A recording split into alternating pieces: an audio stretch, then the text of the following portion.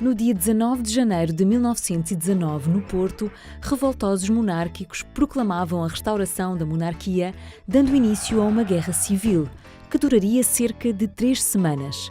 Este movimento ficaria conhecido como Monarquia do Norte, ou Reino da Traulitânia, uma referência à violência infligida pelos trauliteiros monárquicos.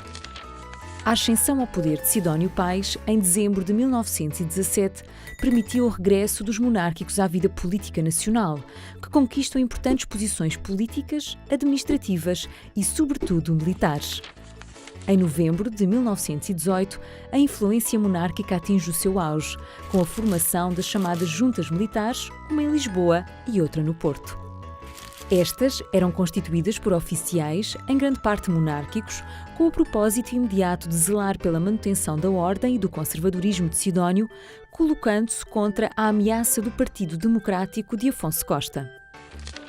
Preparavam-se para, no caso de Sidónio cair, organizar um governo militar e, eventualmente, criar condições para a restauração da monarquia. Após o assassínio de Sidónio Pais, a 14 de dezembro de 1918, entre os sidonistas, nem republicanos nem monárquicos queriam o regresso à República Velha de Afonso Costa. No início de janeiro de 1919, Cunha Leal, deputado eleito pelo Partido Nacional Republicano, colabora com democráticos, evolucionistas e socialistas na preparação de um movimento revolucionário. Este grupo de republicanos considera que o recém-nomeado governo de João Tamanini Barbosa está subjugado às exigências das juntas militares e que se deve, por isso, restabelecer a Constituição de 1911. Embora tenha falhado, esta tentativa revolucionária faz com que os monárquicos ligados à Junta Militar do Porto se precipitem para a revolta. À 1 da tarde de 19 de janeiro de 1919, no Monte Pedral, no Porto, a restauração da monarquia era proclamada na presença do capitão Paiva Coceiro, o eterno conspirador contra a República. Nos dias seguintes, o movimento alastrou-se com rapidez pelo Douro, Minho, Trás-os-Montes e parte da Beira Alta, praticamente sem encontrar resistência.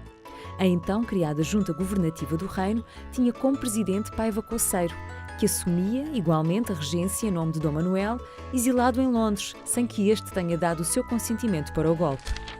Enquanto no Sul, os republicanos reprimiam a revolta de Monsanto e se organizavam para atacar os monárquicos do Norte, a Junta Governativa do Reino não perdeu tempo em revogar a legislação criada pela República. Além das alterações legislativas, a dureza de atuação da monarquia do Norte perante qualquer oposição fazia-se sentir. Os seus responsáveis, recorrendo a grupos de civis armados, criaram um clima de terror que, sob as orientações de Solar e Alegro, levavam a cabo perseguições a republicanos. Os defensores da República eram com frequência presos em condições desumanas, sujeitos a torturas e espancamentos que, pelos relatos existentes, podiam atingir níveis de brutalidade que roçavam a barbárie. Entretanto, em Lisboa, Tamanini Barbosa demite-se, formando-se novo governo, desta vez chefiado por José Relvas. O histórico republicano apresentou-se na Câmara dos Deputados a 3 de fevereiro, movido por 2 objetivos fundamentais: pôr termo à revolta monárquica e unir a República para a defender e a salvar. Nas 2 câmaras do Parlamento tinham assento 47 monárquicos e a grande maioria deles deixara de estar presente nas sessões, uns por envolvimento nas revoltas, outros presos, outros ainda fugidos ou com medo de aparecerem perante os colegas republicanos. Este facto não só levantava problemas de quórum, como questões de confiança e lealdade no seio de um órgão de poder que se desejava republicano.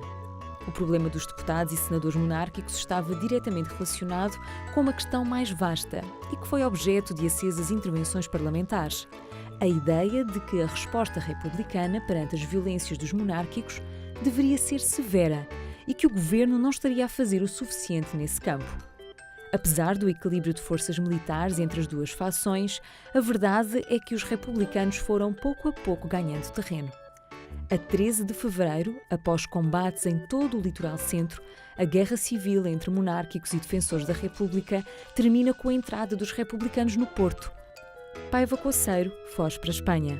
No Parlamento, o hemiciclo e as galerias celebram os últimos acontecimentos no Porto. Era o fim da monarquia do Norte e o início de uma nova fase da República. O reino de Traulitânia durou apenas 3 semanas.